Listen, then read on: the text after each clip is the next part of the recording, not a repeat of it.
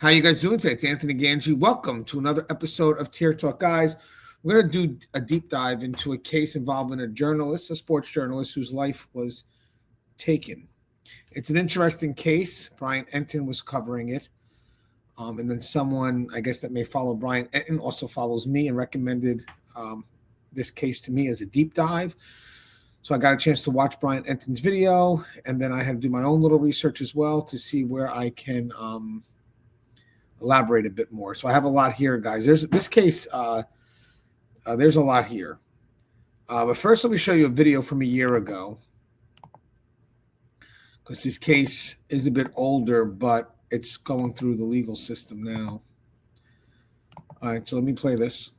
Bond is denied for the last person seen with a Kansas City reporter before his death at a Kenner hotel room. And as Chris Welty reports, preliminary toxicology reports show a drug in his system. A Kenner detective says preliminary toxicology results show Xanax in the system of Kansas City sports reporter Adan Manzano at the time of his death in a Kenner hotel room during Super Bowl week. Police say 48-year-old Danette Colbert is the last person caught on video with Manzano. The detective says Manzano was not prescribed the drug, and it's unclear when Manzano took it or who gave it to him. At this time, Colbert faces multiple charges, including bank fraud, computer fraud, and robbery, but police believe more charges could come.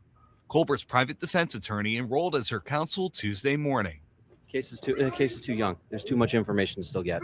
During a preliminary hearing, Kenner detective Jeffrey Fitzmaurice testified that Colbert was identified by Homeland Security using a variety of technology, tattoos, stills of hotel surveillance, and law enforcement familiar with Colbert identified her from her alleged criminal history. She's scared, she's frustrated, she's upset, she's innocent of the charges, and she's looking forward to proving it. Police say Colbert left Manzano for 15 minutes in his hotel room and drove to a nearby gas station before briefly going back. Colbert is accused of trying to use Manzano's card at an ATM, but was blocked because she exceeded the number of PIN attempts. During testimony, a detective said the ATM receipt, one of Manzano's credit cards, and his phone were found in Colbert's Slidell home, as well as drugs. Colbert's defense attorney argues Manzano was consuming lots of alcohol, and no video shows Colbert giving Manzano drugs. There's been no reason to believe that she would flee the jurisdiction. She's appeared in court in any circumstance that she's been previously called. So there'd be no reason to believe that she'd flee. The commissioner calls Colbert a danger to society, adding, people come across her and become victims of crime. The district attorney's office argues Colbert has an extensive criminal history locally and in Las Vegas with similar charges. Anybody's history or allegations of what's happened before shouldn't be how somebody's judged now. If convicted, Colbert could face 20 years to life in prison. In Gretna, Chris Welty, Fox 8 Local First. I hate when people say that. History shouldn't matter. I get it, but it presents a context. And, sorry, man, that's hard to overlook because it's a pattern of behavior. How do you ignore the context of something? There's one more video I want to show you. This is a little bit more recent. It's 9 months old. So before we get into the update, let me show you one more video. I will say I did get a chance to see Brian Entin's video. It was a good interview. Maybe I can have the guy come on, one of her other victims. Let me play this real quick. That winning field. Sorry, commercial.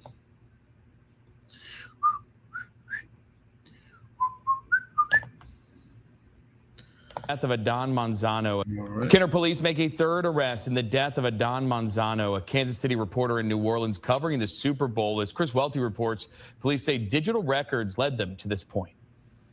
Rob, 33-year-old Christian Anderson of New Orleans was booked into the Jefferson Parish Correctional Center. Kenner police say text messages and other digital communication show Anderson's involvement in this case. Police say Anderson worked with two previously arrested suspects, Danette Colbert and Ricky White, in a, quote, coordinated effort to drug and rob victims. According to Kenner police, evidence collected through digital communications, text messages, and search warrants indicates Anderson rented the vehicle used by Colbert on the day of Manzano's death. Detectives say Anderson remained in contact with Colbert after the incident and helped attempt to profit from stolen property and financial accounts linked to Manzano. Anderson is facing several charges, including principal to simple robbery, purse snatching, access device fraud, illegal transmission of monetary funds, bank fraud, and computer fraud. Colbert and White, the alleged accomplices, face second-degree murder and other charges. At this time, Anderson only faces fraud and robbery charges. Rob? Oh my gosh. So I have the whole breakdown here. So let's first talk about the rising star. Let's talk about Adan Manzano. So Adan Manzano was living the dream, right? He's 27 years old. He was a bilingual sports anchor for KGKC, Telemundo, Kansas City, and Tico Sports, covering the team he grew up loving, which was the Kansas City Chiefs. He was born in Mexico City and raised in Kansas. Manzano had worked his way up through local sports journalism, becoming a familiar face in the Kansas City Latinx community. Now, he was a single father, raising his 2-year-old daughter, Eleanor, and that was on his own after his wife, Ashley Leanne Boyd, died in a horrific head-on car crash on April 11, 2024, less than a year before his own death. Oh, she lost a father and a mother. Ashley, 24, was driving with infant Eleanor in the vehicle when her blue Nissan Versa collided head-on with a pickup truck in Topeka, Kansas. She was pronounced dead at the scene. Eleanor survived, was hospitalized, and recovered. Manzano never publicly detailed his grief, but his Instagram bio read, "Forever in my," and then it says, "at Ash Boyd Hart." Colleagues described him as always smiling, deeply committed to his work, and a rising star in Spanish-language sports media. His general manager told People he wanted to be the best parent he could be to his daughter. In early February of 2025, Manzano traveled to New Orleans to cover Super Bowl 59, where the Chiefs were playing for their third straight championship. And on February 3rd, he posted to Instagram, "We've arrived in New Orleans to kick off our Super Bowl 59 coverage. Excited, professional, and unaware he had just days left to live." Now let's go to the predator, which is Danette Colbert. So she was 48 years old, or she is 48 years old, was 48 years old at the time, sorry. Danette Colbert was 48 years old, from Slidell, Louisiana, and had been arrested nearly a dozen times across 3 parishes and 2 states by the time she met Manzano. Police called her a career criminal with the specific specialty, drugging men in the French Quarter and stealing everything they had. Her criminal resume stretches back to 2009 and reads like a blueprint for the Manzano case. So in 2009, this is in Jefferson Parish, Louisiana, she's charged with identity theft. That's her first known arrest. In 2012, in New Orleans, Louisiana, she's arrested for robbery, pleaded guilty, received 2 years probation and a $2,700 fine. In 2014, New Orleans, Louisiana, she drugged a tourist near Lafayette Square, stole his cash, credit cards, and $4,000 Rolex, then assaulted a store manager who called police, convicted of witness intimidation, battery, bank fraud, theft, and burglary, and then she's sentenced to 5 years probation. 2016, Jefferson Parish, Louisiana, she stole another man's money and Rolex, pleaded guilty, sentenced to 3 years, but served only 6 months. Starting to see the concern here. Post-2016, Kenner, Louisiana, she's arrested with 2 other women for using stolen credit cards at Walmart, sentenced to 5 years in a rehabilitation program called Swift and Certain, which she completed in August of 2021. Oof. Obviously, we're all seeing a concern here. January 2022, Las Vegas, Nevada. This is in the Wynn Hotel, WYNN. Arrested for grand larceny, $50,000 or greater than $50,000, and administering a drug to aid a felony. Case dropped when victim declined to testify. July of 2022, Las Vegas, Nevada, Wynn Hotel again. Arrested again for grand larceny, this time greater than $100,000 total, and administering a drug to aid a felony. Case dropped when victim declined to testify. We're going to talk about why that happens. I think a lot of you guys may know why that could happen. I'm not saying that's the case here, but we'll talk about it. If she's drugging men, there may be certain reasons why the men may not be reporting it. That may not be the case here, but we'll go over some reasons why they may not report it. In Brian Enton's show, he mentioned that the men being drugged are not as reported as much, but there are a lot of victims. And he said that he sees it a lot, I think, in Florida, where he's from. So I wanted to look into see why is that the case, and there are some theories. I think we could guess a few, though. August 2022, Las Vegas, Nevada, arrested for reckless driving, 97 to 100 miles in a school zone, no license, no insurance, active warrant issued 2023 for failure to appear. Late in 2022, Slidell, Louisiana, arrested for access device fraud. So stolen credit card, charge later dropped. May 2023, New Orleans, Louisiana, arrested in the David Butler case for computer fraud, theft, and illegal transmission of monetary funds. I think David Butler is the person that, is that the person Brian Enton's interviewing? I forget. He's interviewing someone in a show who was a victim of hers. I think that may be him. Then came the conviction that should have locked her away. Okay, so this is the David Butler story. Yeah, I think, guys, tell me if I'm correct, but I think that's the person. I'll just find out. Brian Enton interviewed somebody that was related to one of the crimes she did. I just want to make sure if that's who it is. I think it is. It may be a David Butler. Let me just double check. I'll make sure I give you the. Yeah, it is. It is. So here's a little bit more about David Butler. So this is the person that Brian had interviewed. I could show you a picture of him. Let me just show you because Brian did interview him. Let me show you. Hey, guys. All right. Wait. So this is Brian interviewing him. So that's one of her victims. This will be the victim before Adan. So, all right, let's get back to where I was. It's interesting. You see that track record? I know for people that want justice, they got to be frustrated because you already have a pattern. And sometimes when you see a pattern, the first thing I think about is prevention. Could have been prevented. Okay, so this is a little bit about David Butler. So David Butler's 52, was a contractor visiting New Orleans in November of 2021 to renovate a rental property. He was financially established, holding over $132,000 in assets, including $85,000 in Bitcoin and Ethereum, ETHEREUM, a detail that would soon make him a prime target. One night on Bourbon Street, he met Colbert, friendly, chatty, attentive. After a few drinks, Butler began feeling like he was going under anesthesia. Colbert offered to help him get home. He was pushed into a black SUV and woke up 12 to 16 hours later. When Butler checked his account, he discovered $85,000 in Bitcoin and Ethereum, ETHEREUM, transferred to an account under the username QueenTX100, which he traced to Colbert via a simple Google search. Approximately $47,000 in credit card, Zelle, and Cash App charges, and an attempted $50,000 transfer from his Chase account that the bank blocked.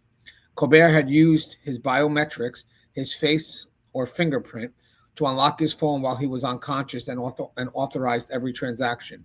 Butler spent months reconstructing her movements using Google Maps, history, court dockets, and his own investigative work, essentially doing the detective work police should have done. When he filed a report with NOPD, I guess that's New Orleans Police Department, 5th District, the officer discouraged him, implying the encounter was prostitution-related and warning that your family and friends will know. Butler pushed forward anyway, so it makes sense why those other people may not have showed up or reported anything, because it looks like it's an interesting case. I worked in a female facility. It's something they do try. Some could pose as prostitutes, rob, because they know that the person may not report them. So they're vulnerable, the victims, because they know that they're already they report it, then their spouses are going to find out, and so they just leave it be. I remember in the interview with Brian and David Butler even says you got to be careful with biometrics because once they drug you and you pass out and they have access to your phone, they have access to everything. Because now you're passed out, you're in a vehicle, and you're there. They can use your eyes, your fingerprints, whatever they got to do. That's what they mean by biometrics, the eyes, the fingerprints. So he still recommends a passcode, I'm assuming. So let's see. When he filed a report with New Orleans PD 5th District, the officer discouraged him, implying the encounter was prostitution related and warning that your family and friends will know. Butler pushed forward anyway. The ordeal devastated my life, Butler later told CNN. The world just went pretty dark. In October of 2024, a unanimous jury convicted Colbert on 3 charges: theft, computer fraud, and illegal transmission of monetary funds. She waived her right to testify. But in November of 2024, Judge Nandy F. Campbell, a former defense attorney running on a criminal justice reform platform, sentenced Colbert to a 10-year suspended sentence, no prison time, probation, and $50,000 restitution. I'd say he gets lucky. It's a weak justice system. Butler wrote a victim impact statement, and in December of 2024, he emailed the judge directly.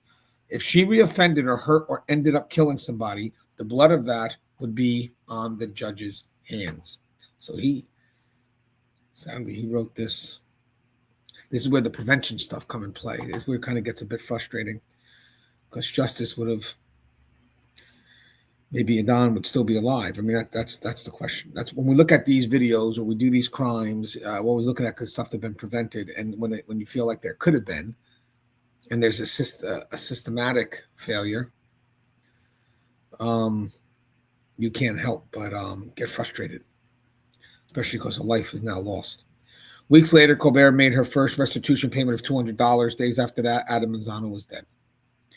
After Manzano's death, Butler became an unintentional advocate, speaking to CNN, NBC News, and other outlets, connecting with other victims through Reddit, and exposing the systemic failures that allowed Colbert to remain free. So real quick, I want to do a break. I want to talk about why men may not report besides the obvious.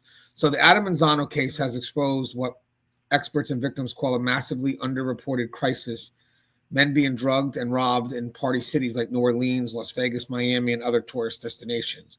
So the scale of the problem is, since Colbert's arrest, Kenner police have received at least a dozen new complaints from men or their families who suspect they were victimized in similar schemes.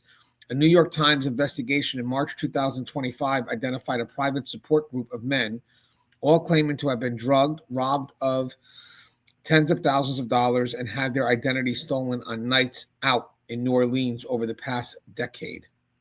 The group included a man who traveled for a guy's getaway, another visiting relatives, one in town for a renovation project, that's David Butler, and multiple others who only connected after seeing media coverage.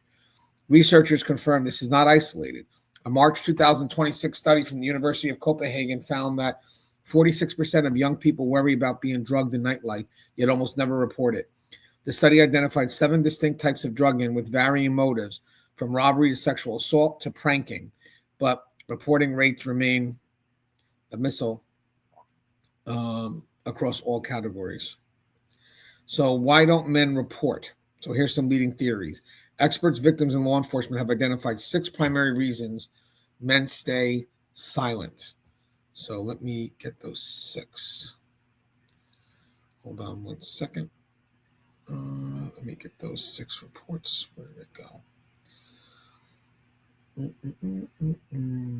Sorry, guys. Bear with me. All right. Here we go. So first thing we got theory number 1 is shame and masculinity norms. Men are supposed to be strong, alert, and control. Admitting you are drugged and helpless contradicts everything society tells men they should be. Victims describe feeling emasculated by the experience. They were rendered unconscious, vulnerable, and powerless. Many fear being seen as weak or gullible by friends, family, and colleagues. And the phrase, "I should have known better," dominates victims' self-talking, which preventing disclosure. And one victim told NBC News, "You feel stupid, like you let your guard down and got played." And research supports that. Studies on robbery disclosure show male victims are significantly less likely to report crimes where they were rendered incapacitated, particularly when a woman was the perpetrator. Theory 2 is fear of not being believed, so police implied it was prostitution. They didn't ask about the drugs. They asked if I paid her. Multiple victims in the Colbert case said New Orleans PD officers implied the encounter was prostitution-related rather than investigating the drugging. David Butler reported being warned that your family and friends will know if you filed, which is a veiled suggestion of shame. And Eric Maul told NBC they didn't do anything. I think they thought I was lying or embarrassed. And Jason Eagle, a traveling nurse, said he felt no substantial action was taken after the 2021 report. Research supports that a 2024 study in criminology found that crime type and victim gender are the strongest prediction of reporting, with male victims of ambiguous crime, like drug-facilitated robbery, facing the highest skepticism. Theory 3, memory gaps and self-doubt. I don't remember giving her my passcode. I would never do that, but I don't remember anything after the third drink. Drug-facilitated crimes create anterograde, I did that right. Anterograde amnesia. Anterograde, like so before. Anterograde amnesia. Victims can't form memories while under the influence. Victims describe hazy, fragmented recollections that make them question their own accounts. Jason Eagle wrote in an email to his brother, in a million years, I would never share my passcode. The whole event is hazy. Did I do something stupid? Was I just drunk? And this self-doubt prevents many from filing reports. They fear being dismissed as just too drunk to remember. And the research supports that the drug facilitation theory of crime victimization, this was in 2025, found that forced ingestion accounts for only 8% of drug-facilitated crimes. The rest involved victims who voluntarily drank but were given additional substances without knowledge, creating memory blackouts and profound self-doubt. So it's like, was I drugged or did I overdrink? Did I cause this? Did I drink too much? Then you got theory 4, financial and legal vulnerability. I was terrified my wife would find out about the Bitcoin or that the IRS would come after me for unreported transfers. Many victims have unexplained financial activity they're embarrassed to disclose. Crypto transfers, gambling losses, cash withdrawals. Some fear tax implications or questions about the source of stolen funds. Others worry about employment consequences if the incident becomes public, especially for professionals, contractors, or public figures. And David Butler had $85,000 in cryptocurrency, assets he may not have wanted his family or business partners to know about. Theory number 5 is perceived futility. What's the point? Police won't do anything. The cases get dropped. Nothing happens. Multiple victims in the Colbert case reported no follow-up from police after filing. Las Vegas dropped 2 separate cases against Colbert in 2022 after victims declined to testify, a pattern that became widely known in victim communities. Eric Maul told NBC, no one would help. That's the darkest it got for me. And when victims see prior cases dismissed, they conclude reporting is pointless. And there's research that supports that. The University of Copenhagen study found that perceived futility is the number one reason young people don't report drugging. They believe nothing will come of it. And theory 6, the final theory, is the transactional assumption. The officer asked if money changed hands first, like that would make it my fault. Police and prosecutors often reframe drug-facilitated robbery as a dispute or transaction rather than a violent crime. Male victims report being asked, did you pay her? Or was this a date? Before being asked about the drugging. This framing shifts blame to the victim and discourages pursuits of charges, like, again, prostitution. There would be a transaction there. And the assumption that a man alone with a woman in a hotel room must have been seeking sex for money dismisses the criminal element. So is this a widespread problem? And people say the evidence is yes. Law enforcement admissions. Kenner Police Chief Keith Connolly publicly stated they've heard from numerous other potential victims since Colbert's arrest, many from outside Louisiana. Multi-city pattern. Colbert suspected victims span New Orleans, Las Vegas, Jefferson Parish, and possibly other cities, suggesting this is a mobile, tourist-targeted criminal model. Then you have the academic research. The 2026 Copenhagen study found 46% of young nightlife attendees fear drugging, yet reporting remains near zero, confirming this is a systemic underreporting crisis, not isolated incident. Then you have the victim support groups. The New York Times identified a private network of male victims who connected only after media coverage, suggesting thousands more silent victims exist. and the criminological data. Studies show male victims of robbery are less likely to report when the perpetrator is female, when drugs, alcohol are involved, or when the crime occurs in a consensual setting like a hotel room. That's interesting. I'm going to have a mental health specialist on my show tomorrow. We're going to be discussing, we're going to revisit the two teenage girls that try to kill one of their classmates. Thought they could resurrect Adan Manzano, the shooter for Sandy Hook. And I did have another mental health specialist talk about that case as well. But I think this would be good to talk about, but she wouldn't be familiar with it. So I may have to have her come on again to discuss this. I'm interested about why her thoughts about why the men wouldn't report. I mean, it's got to be situationally driven. Bottom line, so experts now believe the true number of victims in cases like Colbert could be 10 to 50 times higher than reported figures. The Manzano case has become a lightning rod for the hitting epidemic, giving voice to men who suffered in silence for years. As David Butler told CNN, I spoke up because I didn't want anyone else to go through this, but I wish I had waited. I wish I hadn't waited. I wish I'd forced the issue sooner. Maybe Adan would still be alive. Yeah, I think there's a lesson here. I think that it would be good to explore that. Because if it is a crime that is known not to be reported, because even in covering this, people could be watching that, thinking about doing this crime. That's another reason what could make them a target, because they know it's not going to be reported. And there's the 6 reasons behind that. So February 5th, 2025. So this brings us to the incident. So surveillance footage from the Comfort Suites Hotel in Kenner, Louisiana shows Adan Manzano and Danette Colbert entering his room in the early morning hours of February 5th, 2025. She left alone approximately an hour later. Later that day, hotel staff found Manzano face down on a pillow, unresponsive. His phone and bank cards were missing. The Jefferson Parish coroner, Dr. Gerald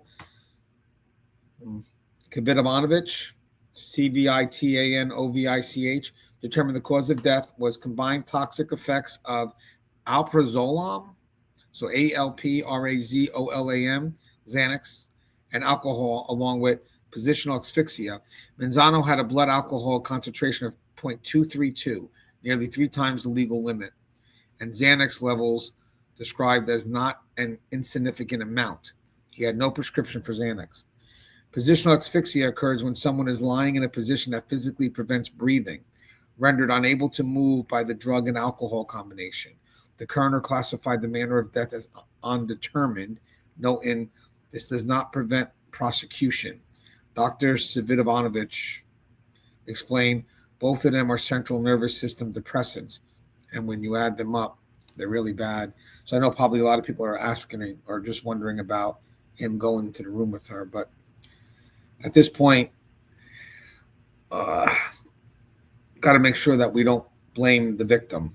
Even though it's always good to understand what caused, we have to make sure we do it in an effort to hold accountability where it must be held. So I get there'll be some people looking at that part, but remember, our focus right now is really on what she did. So now you got the arrest. So on February 6, 2025, Kenner police arrested Danette Colbert after surveillance showed her using Manzano's credit card at a gas station and several stores in New Orleans. A search of her Slidell residence recovered Manzano's cell phone, Manzano's credit cards, Xanax, the same drug found in Manzano's system, and police initially believed Colbert acted alone, but within weeks they identified 2 accomplices. So let's go to the accomplices. So let's see. I had their picture here. Let's do Ricky White. You saw the one Anderson. Here they go. Here's the 2 accomplices. So Ricky White would be in the middle. So there's Danette Colbert. And there's Ricky White. Whoops. Sorry, guys. There's Danette Colbert.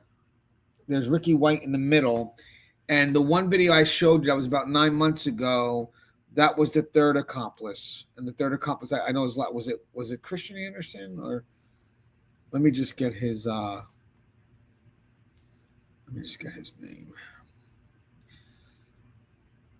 It's funny. I have people that come when they go to Vegas. Sometimes they get approached, and of course, they're weary, but sometimes they believe that there's always some connection to the hotel. Because I know someone who did the right thing, was in Las Vegas, was chatting with a girl. Let me just see the last person's name here before I get lost. Yeah, Christian Anderson. So you got Danette Colbert, Ricky White, Christian Anderson. They were chatting with a girl. From a distance, while he was talking to the girl, he noticed that there were two guys looking at him, interacting with her. So eventually he starts to kind of end the dialogue. They were just watching. He just felt uncomfortable. Goes up to his room. He is leaving that morning, so he's just going to his room just to kind of pack some stuff and go back on the floor. It was in Vegas. And he gets a knock on the door, and it's the girl. And he doesn't open. He actually calls the desk. I guess they send up security, and by then the girl's already gone. But then his biggest complaint was, well, how did she get up there? Because everybody was getting checked. All security, their IDs were getting checked. So either they book rooms there, or they could know someone from security who just lets them up, or could be part of it. So you just got to be very wary that, you got to be very wary of your environment. So Ricky White, 34, described by police as transient, was arrested at a La Quinta Inn and Suites in Hollywood, Florida by a joint task force, including U.S. Marshals, Secret Service, and Kenner Police. He was initially charged with robbery and fraud offenses, later upgraded to second-degree murder.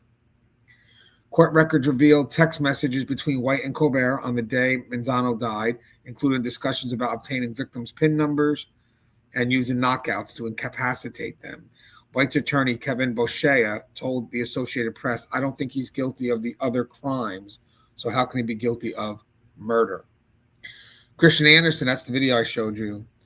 He's 33 of New Orleans, was arrested in late May of 2025 as the third suspect.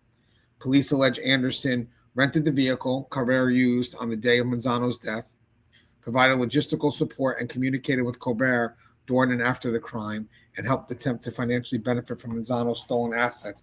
So the thing is, they may flip one of these three. Could be him. But they're probably going to flip one of them, give them a deal so they can get the other two. And maybe their focus would be on Colbert and Ricky White, so maybe flip this person. So maybe they'll all have separate lawyers. We've seen this multiple times. Text messages, records obtained by investigators show the three defendants coordinating the scheme over time, communicating after Manzano's death, and then establishing a pattern of targeting, drugging, and robbing victims across multiple years. So let's look at the charges. So the Jefferson Parish District Attorney's Office and Louisiana Attorney General Liz Morrell built an expansive case. All three defendants now face racketeering, so treating the trio as an organized criminal enterprise operating across multiple years and states. That's good. Manslaughter, a reduced homicide charge reflecting the undetermined manner of death. So there's either not enough evidence in the cause that was determined by the coroner, or even if they could prove that they drugged him, they could say, well, that wasn't our intent, but he died while you were committing a felony, though. So that should up the charge. I know in some states,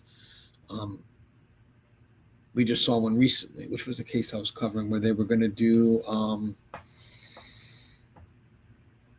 the murder charge or the murder in the second degree, because even though it wasn't the intent to kill the person, was doing a felony act. I just saw, the parents I covered. Did you guys see the video that I did? This one, the death of Nakoa Michael Clammer.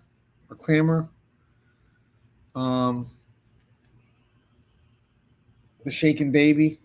So they're actually being charged. I want to say it's second degree murder, because they said the intent to shake the baby wasn't to kill the baby. The baby died. So shaking the baby was the cruelty. And then now that's a felony. And then now that the baby died, they upped the charge. It wasn't a manslaughter. It was a murder charge. It was interesting. And kind of wondering if maybe that could have been done here, because obviously it's already in a drugging somebody and then stealing their money, you're committing a felony. Now they die from it. I mean, the manslaughter charge, I think they should go a little bit more than that. But, all right, let me see. So the manslaughter reduced homicide charge reflecting the undetermined manner of death. Well, maybe that's the reason why. Because the coroner, I don't think I was able to prove the manner of death, where in the shaking baby, they kind of were able to prove it a little bit more. I mean, it's still going to be challenged by the defense, but I think they were able to prove that it was the shaking of the baby that caused the death. So second-degree murder initially filed against Colbert and White, though the prosecution current focus appears to be racketeering and manslaughter. So it's great that they did the racketeering and probably the manslaughter because of what came back from the coroner's office. Theft, bank fraud, access device fraud, illegal transmissions of monetary funds, and computer fraud, reflecting the financial crimes committed against Manzano and other victims. All three defendants have pleaded not guilty to charges of manslaughter and racketeering in Jefferson Parish Court. The racketeering charge is critical, so it allows prosecutors to present evidence of multiple prior victims and establish a pattern of criminal enterprise behavior rather than treating Manzano's death as an isolated incident. And that's probably why that lawyer didn't want to get the history brought in. But they're going to need the history for the racketeering charge. That's actually very smart if you think about it. Besides the fact that it's a strong charge, it allows them to bring in the past because that's part of the case. I think that's interesting. So, okay, we're not going to get the murder charge or the second-degree murder charge. Then we're going to go ahead and go for the racketeering. So I'll get the past in there, and that will give us a sentence, and then they'll go for the manslaughter, the lesser charge for the homicide. So you got the resentencing. So after Manzano's death drew national attention, Louisiana Attorney General Liz Murrell intervened in the Butler conviction. On May 15, 2025, Judge Nandi Campbell, the same judge who had given Colbert the suspended sentence, declared her a habitual offender with 5 prior felony convictions and resentenced her to 25 years in prison with no eligibility for probation, parole, or suspension.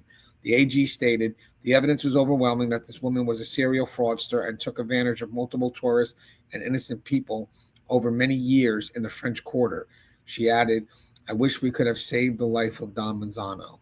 Colbert is currently serving those 25 years while awaiting trial on the Manzano-related charges. So I know what the question here I'm going to ask because we're talking about the resentencing. How did that work out? I'm curious to just, in our deep time, I'm just curious.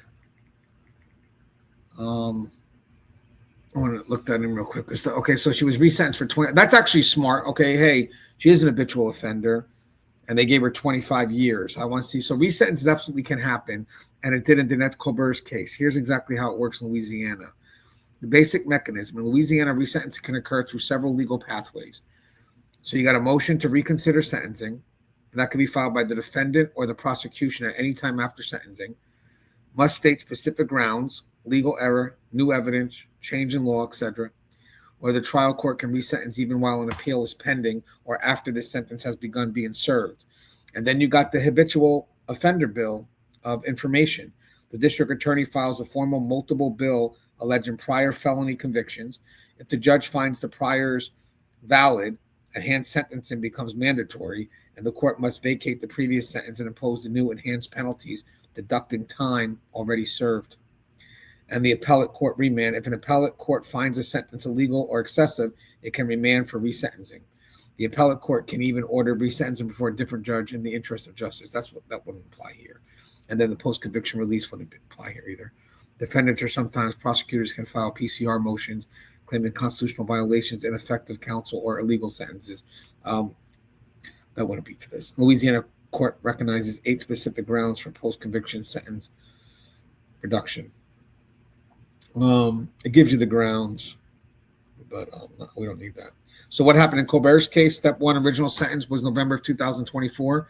Colbert was convicted of 3 felonies, theft, computer fraud, and illegal transmission of monetary funds. Judge Nandi F. Campbell sentenced her to 10 years suspended, probation only, no prison. And the Orleans Parish DA did not file a habitual offender bill, despite Colbert having multiple prior felonies dating to 2009. Step 2, the trigger, Manzano's death, which was February of 2025. After Manzano died, public outrage erupted over Colbert's light sentence. Louisiana Attorney General Liz Morrell intervened, arguing Colbert was never eligible for probation under the habitual offender statute. Step 3, AG intervention. This is between March and May of 2025. The AG's office filed motions arguing Colbert had 5 prior felony convictions, qualifying her as a habitual offender. Louisiana law mandates enhanced sentence for habitual offenders. Probation is not an option, and the original sentence was illegal because the court failed to apply the mandatory enhancement. And step 4, resentencing hearing, which was May 15th of 2025. Judge Campbell, the same judge, held a new hearing. She formally adjudged Colbert as a habitual offender under LAR.S 15:529.1.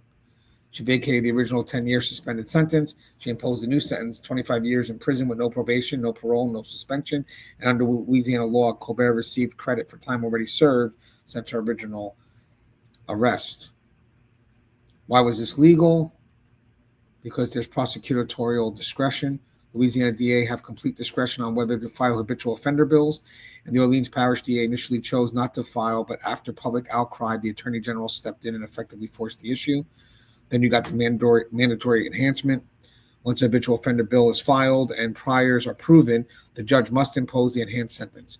They have no discretion to give probation. For Colbert's crime, nonviolent felonies with 5 priors, the mandatory range was 20 to 50 years. 25 years was within that range. And then vacating the original sentence. Louisiana law explicitly states that when a habitual offender determination is made post-sentencing, the court shall vacate the previous sentence it already imposed and impose the new mandatory penalty. This is not double jeopardy. It's correcting an illegal stance or legal sentence. And again, there's no double jeopardy violation. Resentencing under the habitual offender statute is not considered double jeopardy because the original sentence was legally defective, failed to apply mandatory enhancements, and the defendant had notice of prior convictions on record, and Louisiana courts have repeatedly upheld post-conviction habitual offenders resentencing. So the controversy here is critics argue Colbert's resentencing was politically motivated, driven by public outrage rather than legal procedure. Supporters counter that the original sentence was always illegal, and the AG simply corrected a judicial error that cost the man his life. Judge Campbell herself acknowledged the tension, telling reporters, "I wish we could have saved the life of Adan Manzano," implicitly admitting the original sentence was too lenient. So the bottom line is, yes, resentence is fully legal in Louisiana when a habitual offender bill is properly filed, prior felonies are proven, and the court vacates the original sentence and imposes the mandatory enhanced penalty.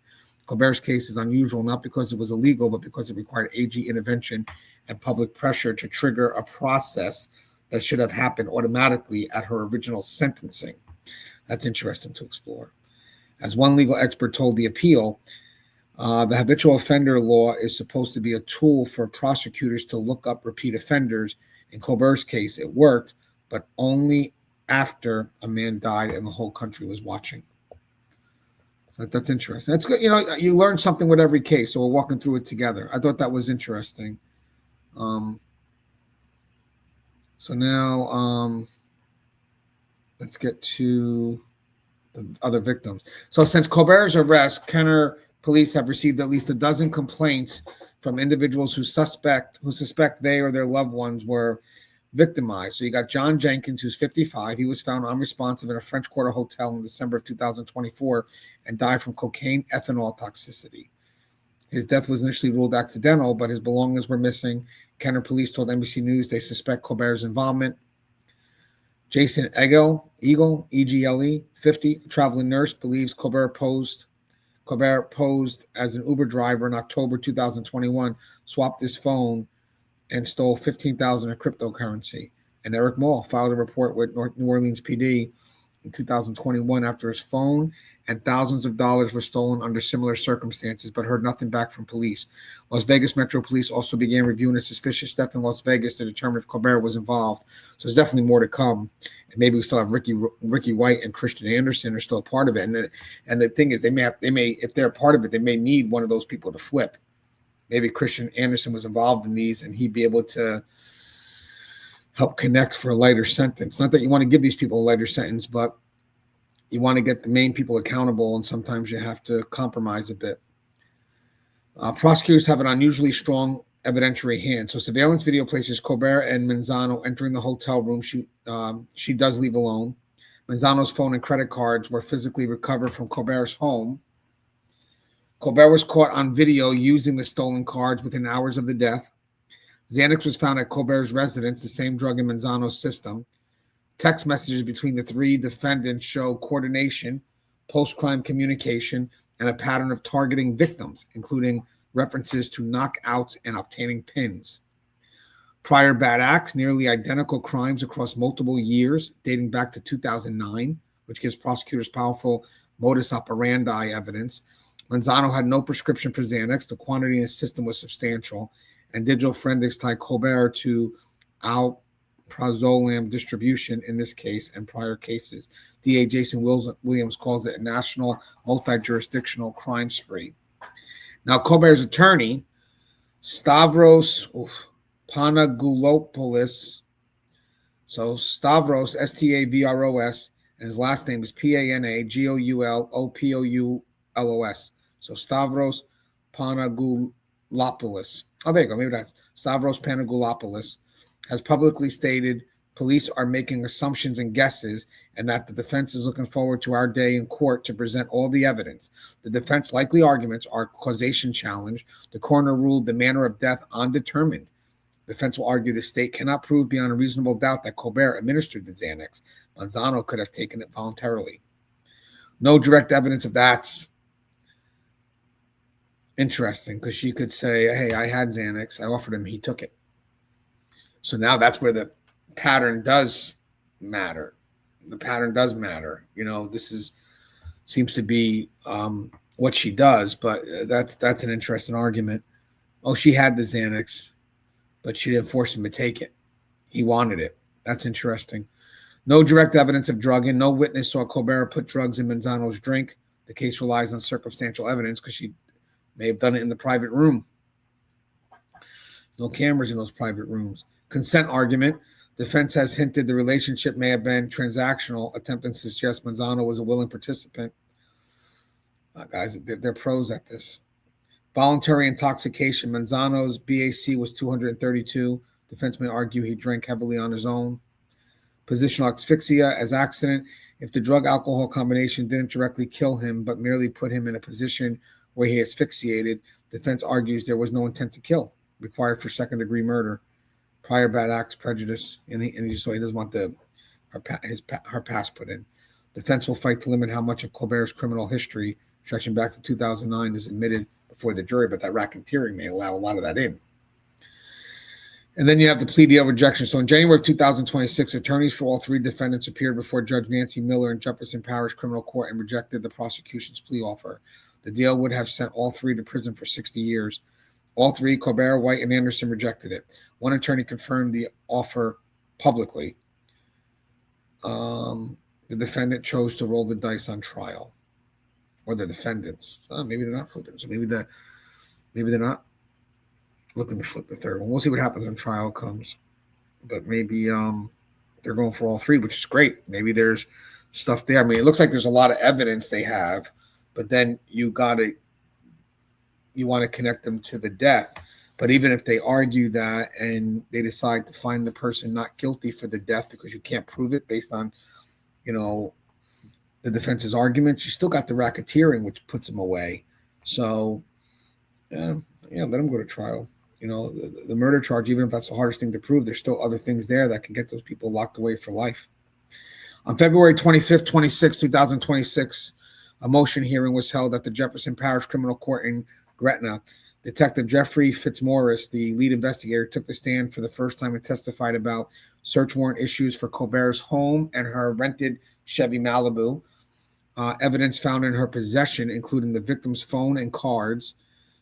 Investigators searching White's Apple account and Google history, and text messages between Colbert and White indicating criminal behavior, including discussions of knockouts. I'm assuming the knockouts are the drugs. The defense filed a motion to suppress evidence, arguing the search warrants were improper. Judge Miller denied the motion, ruling all warrants were properly executed, properly authorized. That's like the go-to question of warrants. They know the evidence is there. start attacking the credibility or the due process. It's never about the person being innocent, but it's about the due process or credibility of the system.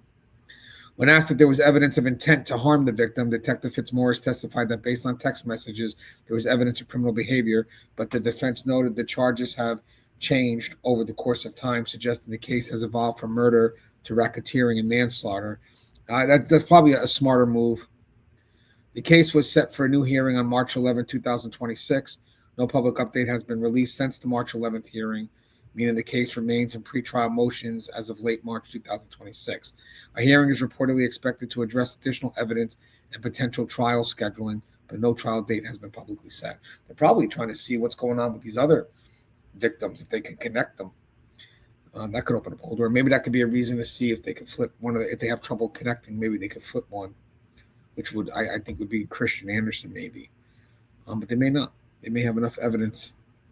So the case ignited national outrage focused on two themes.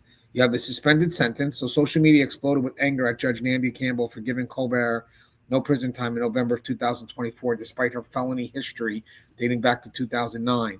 David Butler's story went viral after CNN and investigative reporter Brian Etten covered it, amplifying the narrative that systemic failure allowed the death to happen. And male victims of drug-facilitated crime. So Reddit's New Orleans, Twitter, and Facebook saw extensive discussion about how often men are drugged in party cities and how police dismissed their reports. Multiple alleged victims independently reported that New Orleans PD officers implied their situations were prostitution-related and discouraged them from filing. The nickname Bourbon Street Hustler trended nationally. ESPN, New York Times, CNN, NBC, Fox News, People Magazine, The Guardian, and USA Today all covered the story. Telemundo and Spanish language media covered it extensively, given Manzano's role as one of their own. Manzano's story, a widowed single father killed less than a year after losing his wife, amplified the tragedy and fueled public sympathy. Because I think the young girl, Eleanor is her name. I think she's with extended family now. I just want to see if I could see that interview that he had on CNN. Maybe we could play it. Let's see if we can find it. It'd be interesting to see if it is there. Let me. His name is David Butler. Let me do. See if I can find it. It's gonna suck because I'm gonna want to use it for this video, but I'll wait. That's from a year ago.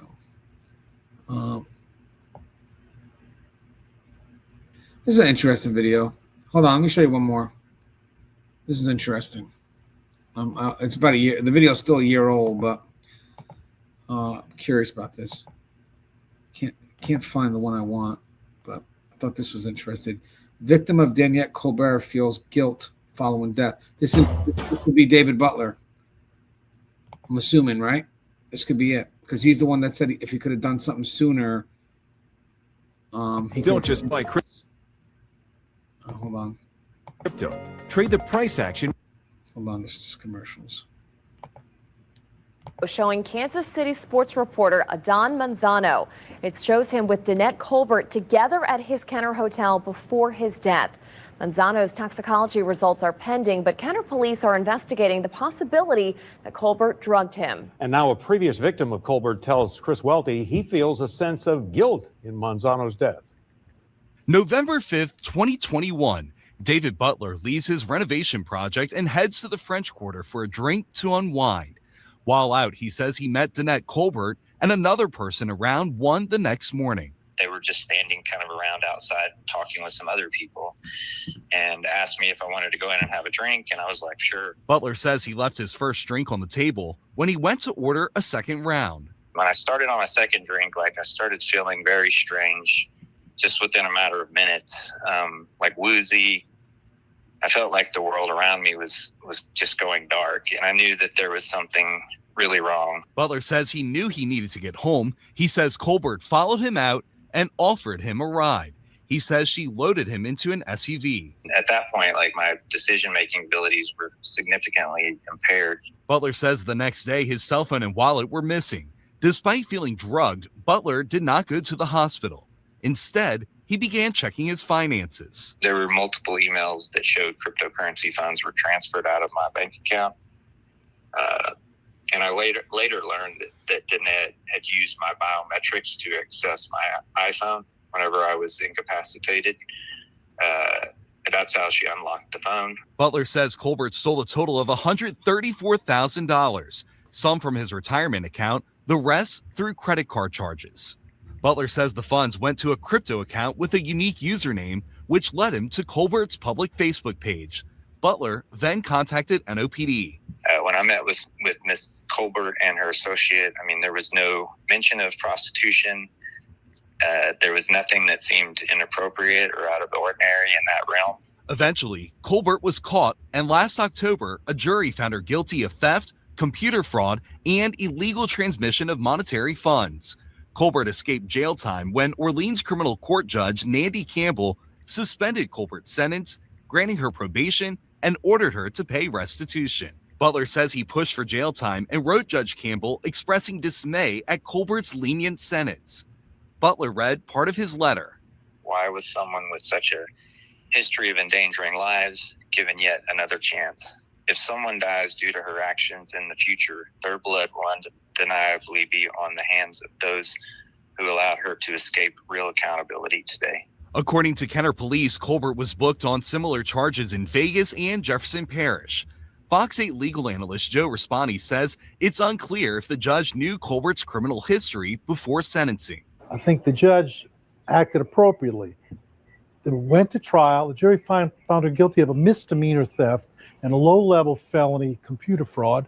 The judge did not sentence her to jail, but I think that was an appropriate sentence based upon what the jury of her peers found her guilty of. Kenner Police also say Colbert may be connected to a December 2024 death at a French Quarter hotel. Butler believes if Colbert were behind bars, Kansas City sports reporter Adan Manzano might be alive. I feel a tremendous amount of guilt because I did everything I feel like I could have done to try to get her put away, and it didn't happen. Orleans criminal court judge Nandy Campbell did not respond to our request for comment. Orleans Parish District Attorney Jason Williams also declined comment. Tomorrow, a judge will hear the Orleans DA's motion to... All right, so there is an article. It's a long one, but it's from CNN. I think that's what they could be talking about. But we kind of talked about most of this, but the primary CNN interview article with David Butler is this March 19, 2025 feature written by CNN's Jessica Schneider with contribution from Chris Youd and Chris Boyette. Pedosi said he said she drugged him and could kill somebody. And now she's accused of murdering a Super Bowl reporter. The key quotes from this article is this is from David Butler. The world just went pretty dark, describing waking up after being drugged. He also said, had Colbert been sentenced appropriately in my case, Manzano potentially would still be alive. Justice denied, and it's time for systemic change. And then he insinuated that, this is him quoting Dave Butler's quote. He insinuated that I was trying to portray Colbert as a prostitute.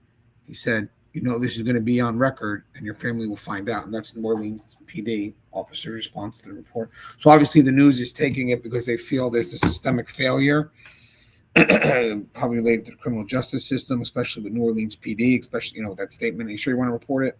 You sure? No. So that's probably why it's going viral.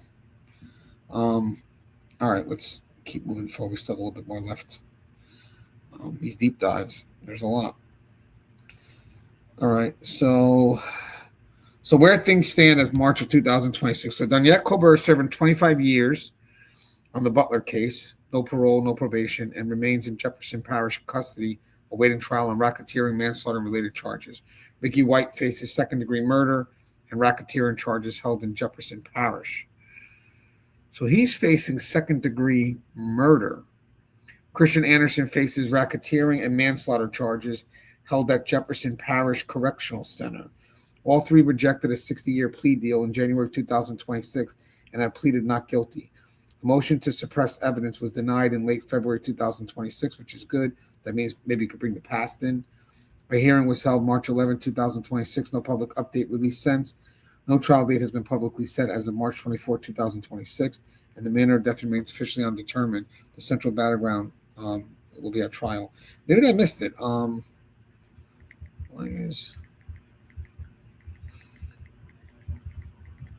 Maybe I missed something.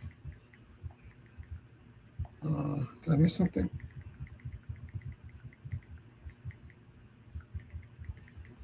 Why is he getting the murder, Ricky White, and the other two are getting the manslaughter? Did I miss something here? Maybe you guys know? Can I answer it before I find out? Did I miss something? Why is Ricky White getting the second-degree murder charge? So Ricky White is charged with second-degree murder, while Danette Colbert and Christian Anderson face manslaughter plus racketeering, primarily due to differences in their alleged roles and the strength of evidence tying them to the intent to kill element required for murder in Louisiana. Second-degree murder requires proof of intent to kill or intent to inflict great bodily harm. Penalty, life without parole. That's mandatory. Principal liability, anyone who directly or indirectly counsels, aids, or abates the murder is equally liable. Manslaughter is the negligent killing or killing during felony robbery without specific intent to kill. Penalty, 0 to 40 years, and used when prosecutors cannot prove specific intent to kill beyond reasonable doubt. So Ricky White's primary accomplice was with direct evidence of intent. So evidence against White is the text message with Colbert on the day of Manzano's death discussing knockout drugs or incapacitation victims and obtaining PIN numbers. Investigators described White as Colbert's pimp-like collaborator who coordinated the robbery plots. Forensic analysis tied White to the Alpozalem distribution alongside Colbert. White was arrested in Florida with evidence of multiple prior similar schemes involving drugging, and prosecutors believe White knew the risk of the drug-alcohol combination and participated with intent to cause serious harm or enable robbery. And the murder charges, White text and coordination show specific intent to incapacitate victims to the point of potential death, elevating beyond felony manslaughter. So Danette Colbert, primary actor but undetermined manner of death. So it's the evidence against Colbert's surveillance video entering Manzano's room, leaving alone. Well, that's good to know. So the weight of the case is actually on him. He's getting the murder charge, or the second-degree murder charge. That was interesting. So I wonder what's on those texts. Maybe one day we'll find out. So the chain of failure. So almost every single step of the way, the death could have been prevented. So here's where the system failed Adan Manzano. So let's see what we have here. So hold on, I lost it.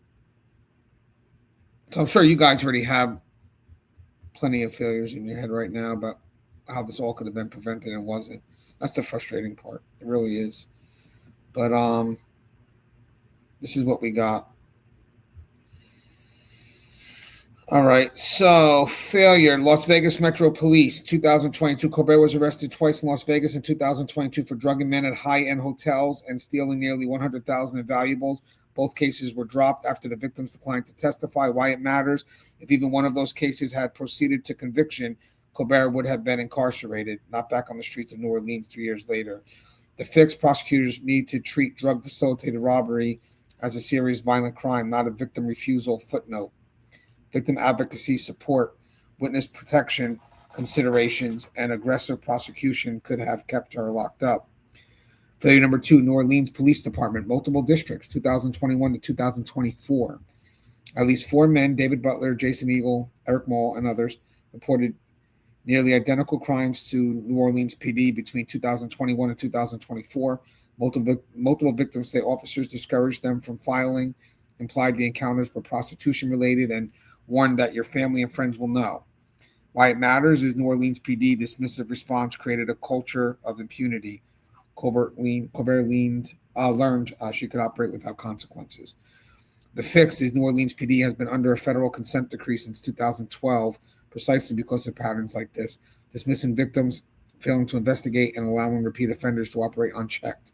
The consent decree monitors 2025 final reports, specifically highlighted ongoing problems with sexual assault and vulnerable victim responses.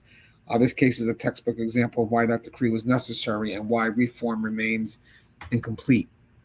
Failure 3 is Orleans Parish District Attorney's Office. So despite Colbert having multiple prior felonies convictions across Jefferson Parish, Las Vegas, and federal court dating back to 2009, the Orleans Parish DA's office did not invoke Louisiana's habitual offender statute at sentencing. Why it matters: Louisiana habitual offender law mandates enhanced sentencing for defendants with multiple prior felonies. It exists precisely to prevent repeat offenders from receiving probation, and the DA's failure to file it meant Colbert walked out of court with 0 prison time.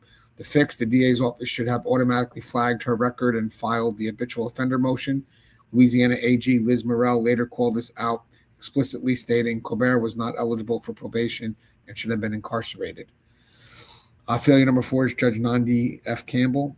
And this was in November of 2024. So Judge Campbell, a former defense attorney elected on a criminal justice reform platform, sentenced Colbert to a 10-year suspended sentence, no prison, just probation and $50,000 restitution, despite a unanimous jury conviction on 3 felony counts and a criminal history stretching back to 2009. Why it matters is for Colbert's 4th or 5th felony conviction, depending on how priors were counted. Even without the habitual offender statute, a judge has discretion to impose prison time for serious fraud cases involving vulnerable victims. But remember, she was a judge for criminal justice reform. Why they put her in there. The fix: Judge Campbell could have imposed any sentence up to the statutory maximum. She chose reform over protection, and Adan Manzano paid the price weeks later. So after public outrage, she resentenced Colbert to 25 years in May of 2025, telling reporters she wished we could have saved the life of Adan Manzano. What's your thoughts on that? Failure number 5 is probation supervision. This is between 2024 and 2025. So Colbert was on active probation when she traveled to New Orleans, met Manzano, and allegedly killed him. She was also still facing pending charges in Las Vegas at the time. Why it matters: probation officers are supposed to monitor high-risk offenders, restrict travel, and flag new arrests. Colbert was apparently free to travel, drink, and target victims without oversight. The fix: enhanced supervision for repeat fraud offenders, travel restrictions, and cross-jurisdictional communication between Louisiana and Nevada. Probation departments could have flagged her as high risk before Super Bowl weekends. Maybe more oversight, but they have crazy caseloads too, just to be fair. But she would have been someone due to her past that would require probably more supervision. The coroner's undetermined ruling, that's failure number 6. Dr. Gerald Svidovanovich classified the manner of death as undetermined rather than homicide, even though the cause of death was clear: Xanax plus alcohol plus positional asphyxia. Why it matters: while the coroner noted this doesn't prevent prosecution, the undetermined classification gives defense attorneys a powerful argument. If the coroner couldn't call it a homicide, how can the state prove murder beyond reasonable doubt? The fix: some forensic experts argue that when someone is drugged without a prescription, rendered unconscious, and dies as a result, the manner should be classified as homicide, not undetermined. This isn't just semantics. It shapes prosecutorial strategy and jury perception. Failure number 7 is interjurisdictional communication. That's between 2009 and 2025, right from the get-go. Colbert committed crimes in New Orleans, Jefferson Parish, Las Vegas, and possibly other cities over a 17-year span starting in 2009, and none of these departments appear to have shared intelligence effectively. Why it matters: if Las Vegas had flagged her pattern to New Orleans, or if Jefferson Parish had communicated with New Orleans PD about her prior convictions dating back to 2009, she might have been on a high-risk offender radar long before 2025. So the fix would be regional and national databases for drug-facilitated robbery patterns, better communication between tourist city police departments, and cross-jurisdictional task forces could have connected the dots years earlier. Failure number 8, the hotel industry. The Comfort Suites in Kenner had no apparent protocols for identifying suspicious guest behavior, despite surveillance showing Colbert entering with Manzano and leaving alone within an hour. Why it matters: hotel staff found Manzano hours later. No one checked on him during that window, and other victims were targeted at French Quarter hotels with similar patterns. The fix would be enhanced staff training on recognizing drug-facilitated crime patterns, welfare check protocols for solo travelers, interesting, and better coordination with local police could have saved Manzano's life that morning. And then you got the culture of silence around male victims. That's failure number 9. The 6 theories of underreporting: shame, fear of disbelief, memory gaps, financial vulnerability, perceived futility, and transactional assumptions. That's the professional term, I guess. Creating an environment where Colbert could operate for 17 years with minimal consequences. So why does this matter? If even a fraction of silent victims had come forward earlier, patterns would have emerged, prosecution would have stuck, and Colbert would have been incarcerated long before 2025. The fix: public awareness campaigns, specialized victim advocacy for men, police training on drug-facilitated crimes regardless of victim gender, and destigmatizing male victimization could break the silence, because they probably wouldn't have done the same if it was a male drugging a female. I got a little more, guys. Bear with me. These are a lot of notes. Let's see. So could this have been prevented? So it kind of falls into everything we just discussed. But obviously, I'm sure we're all thinking right now, of course, this could have been prevented. But let's just go over it real quick, because I have it in my notes. Absolutely. If any one of these failures had been corrected, Adan Manzano would likely be alive today. If Las Vegas prosecutors had pursued those 2022 cases, the year 2022 cases, Colbert would be in prison. Colbert. If New Orleans PD had taken Butler's report seriously, Colbert's flagged as high risk. If the New Orleans Parish DA had filed the habitual offender motion, Colbert would be in prison. If Judge Campbell had imposed prison time in November of 2024, Colbert would be in prison. If probation had restricted her travel or monitored her, Colbert detained before Super Bowl. If the coroner had ruled it homicide, stronger prosecutorial leverage. If jurisdictions had shared intelligence across her 17-year criminal history, pattern recognized years earlier. And if male victims felt safe reporting, pattern identified years sooner. Instead, a perfect storm of institutional indifference, procedural gaffes, misplaced judicial discretion, and cultural silence around male victims allowed a known predator with a criminal history dating back to 2009 to operate freely, culminating in the death of a widowed single father, covering the bigger story of his career. David Butler's warning email said the blood of that would be on the judge's hand.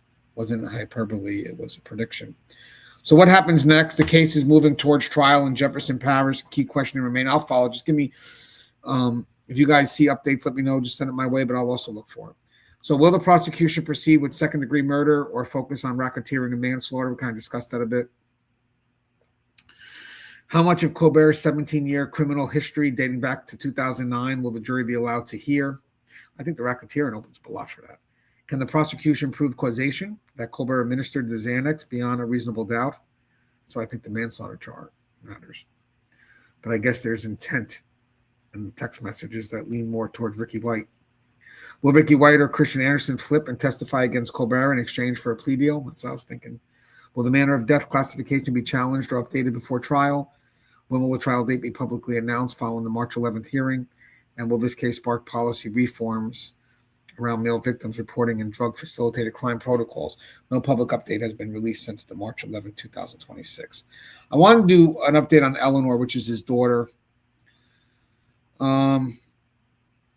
So Eleanor Manzano is now orphaned at age 2, having lost both parents within less than a year. April 11, 2024, her mother, Ashley Leanne Boyd, 24, died in a head-on car crash, as I mentioned earlier, in Topeka, Kansas. Ashley was driving with infant Eleanor when their vehicle collided with a pickup truck. Ashley was pronounced dead at the scene. Eleanor survived, was hospitalized, and recovered. February 5, 2024, father Adan Manzano, 27, was found dead in a New Orleans hotel room while covering Super Bowl 59. He had been raising Eleanor alone as a single father since his wife's death. Let's see something. Just curious about something. That sucks, man. She lost everyone. I just want to see something.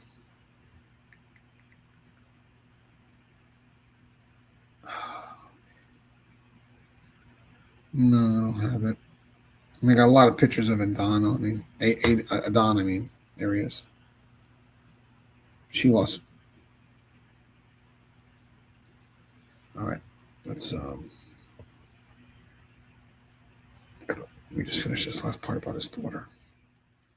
Just to close off.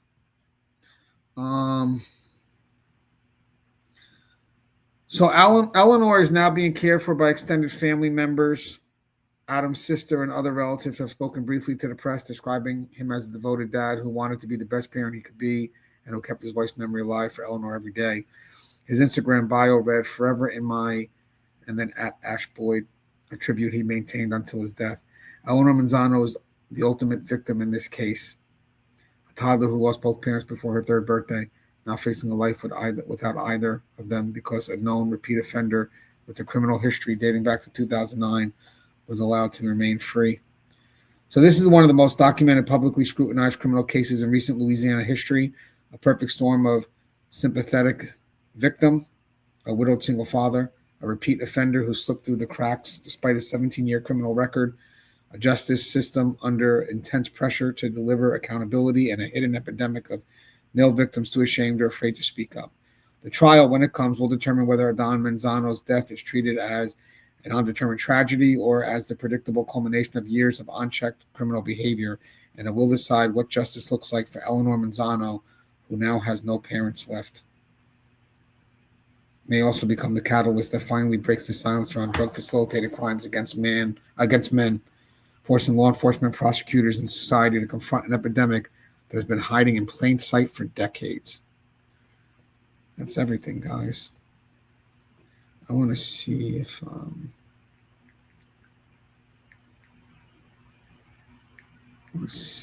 there's a. I was looking to see if there's a Facebook and Instagram page, but sometimes I'm not really good at finding these things. No, let me see. Let me try the Facebook. Just want to see.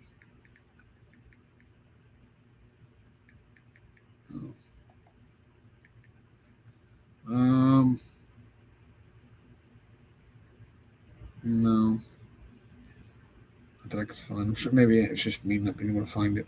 Guys, if you like the content, please don't forget to buy me a cup of coffee. Link to that's in the description. I hope I was able to give you the details on this case. I'll follow it up as well. Try to give you a coverage I can, and then maybe get some guests. Because once I know the information like we give it out now, I know a little bit more about the case. I can have discussions. I just want to make sure I got the facts straight, which requires obviously some research. I'll give you some what I'm doing coming up. So tomorrow I'll post up an episode with me and Siobhan Scott. She's a mental health clinician. We're going to revisit the two teenage girls, as I mentioned. I did a couple of shows, and I already had a mental health specialist on, but I want to revisit again with another professional. I just want to see where the dialogue goes. I enjoyed the last one with Denise Sean Wall, so we get a chance to check it out. And I posted another video up earlier today about Haley Busby. They're making some serious changes related to